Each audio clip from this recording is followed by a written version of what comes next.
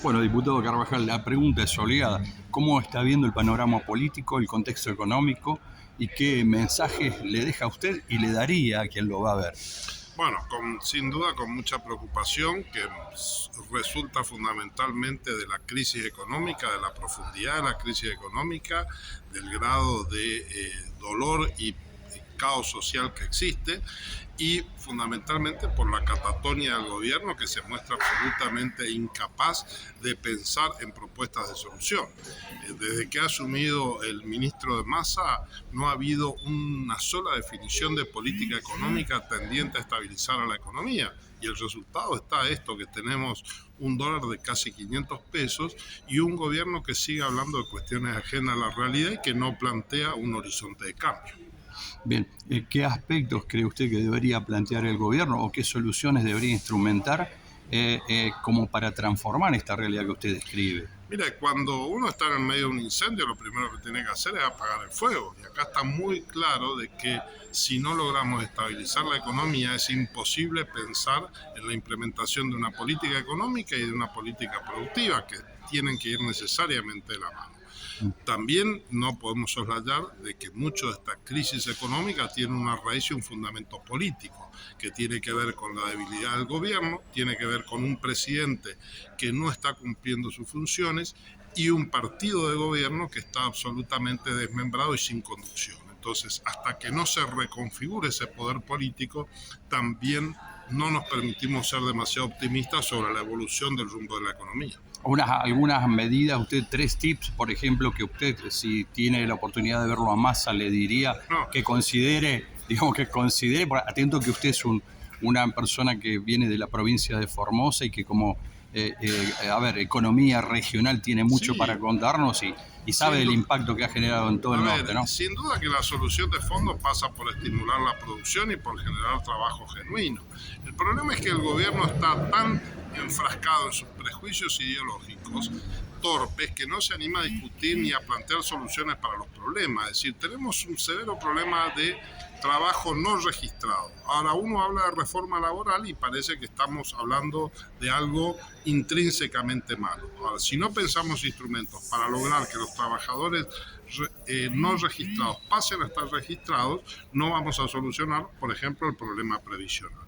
El tema es que ninguno de esos temas está en la agenda del gobierno. En realidad el gobierno no tiene agenda, no tiene propuestas, no tiene ideas y no tiene soluciones y encima no tiene poder político. Por lo Ayer, cual esta es nuestra preocupación y la mayor preocupación es que el gobierno no parece estar haciendo nada para revertir ninguno de estos aspectos. ayer Morales decía que había dos grandes grupos de economistas trabajando juntos por el cambio.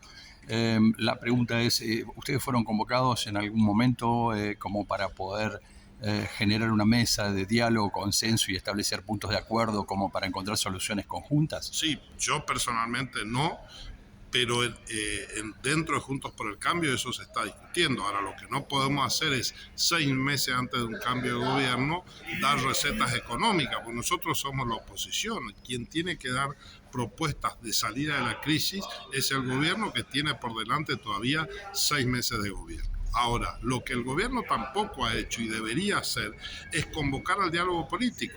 Lejos de eso, el presidente hace 2 días salió a acusar a la oposición falsamente, además de operaciones en contra del Estado y del gobierno, etcétera, etcétera, que lejos de generar un primer paso que sería el diálogo político, que permitiría generar algo de estabilidad política, lo que hace es tirarle más nafta al fuego. Por lo cual, realmente es un gobierno que no hace lo que tiene que hacer y lo que hace lo hace mal. ¿Cómo ve la medida que tomó más ayer de los allanamientos en distintos ámbitos como para decir que, bueno, que se iba a combatir la especulación y...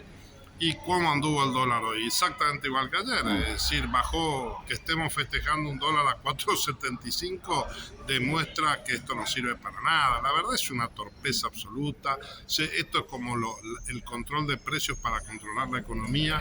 No ese es el problema, esto es solamente más circo, cuando acá lo que se requiere es actitud política de buscar diálogos y buscar consensos y después capacidad de gestionar la crisis, que este gobierno no la tiene y parece no tener interés. Parece ser de que, digamos, de alguna manera esta crisis va a ser difícil de superarla y al menos sostenerla puede afectar al gobierno de acuerdo a quien gane, ¿no? Pero ¿usted cree que también va a ser de preocupación en caso que Juntos por el Cambio se posicione frente a la Casa Rosada el año que viene? Sí, sin Y si duda. va, y de alguna manera usted ve que se va a poder llegar a dialogar con el oficialismo saliente, por decirlo hoy, Con la frente de futura todo. oposición, Sí. digamos, claro, a ver, sin duda que en esto se juega el futuro del país. Nuestra esperanza, yo diría, nuestra apuesta al futuro es que los sectores más racionales que tiene el actual oficialismo, sectores del peronismo que gobiernan y que tienen otro sentido de responsabilidad, sean los que terminen siendo los interlocutores. Ahora, la verdad es que si la locura y la irracionalidad de muchos es lo que se impone, y va a estar muy complicado y está muy complicado el futuro del país.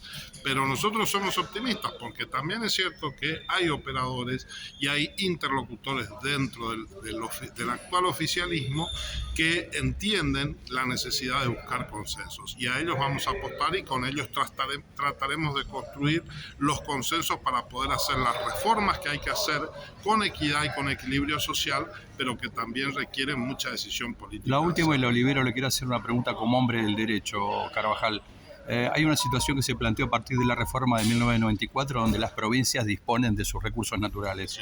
Ayer se estaba dando, por ejemplo, que el presidente Boric de Chile había nacionalizado el litio y hablaba de una rentabilidad del 40% de lo que pueda llegar a ser utilidades por explotación del recurso minero. Acá hay provincias en el norte que están cobrando regalías del 3%. ¿Cómo se hace para sintetizar o hacerle entender a los gobernadores que el país es uno solo y que no es solo una provincia? Sí, mirá, yo creo que esto está... El modelo de Jujuy demuestra que se pueden hacer las cosas de otra manera. Jujuy, en la explotación del litio, se ha reservado para sí el 8,5% de los paquetes accionarios de las empresas. Uh-huh. Y fíjate que otro dato no menor, porque el litio es un producto estratégico como tal. Sí. No se trata solo de tener el dinero que te produce el litio. Tener el litio en sí mismo también es una herramienta, y esto Jujuy lo ha asegurado. Por lo cual, en realidad, lo que se trata es de tener gobernadores como Gerardo Morales que están dispuestos a defender el interés provincial y nacional por sobre los negocios mineros, donde tiene que haber este necesario equilibrio. El que viene a invertir, por supuesto que tiene derecho a tener su ganancia, pero la provincia y el Estado y el país, que somos los dueños de los recursos, tenemos que tener beneficios de esas explotaciones. Muchas gracias, diputado. Gracias a ustedes.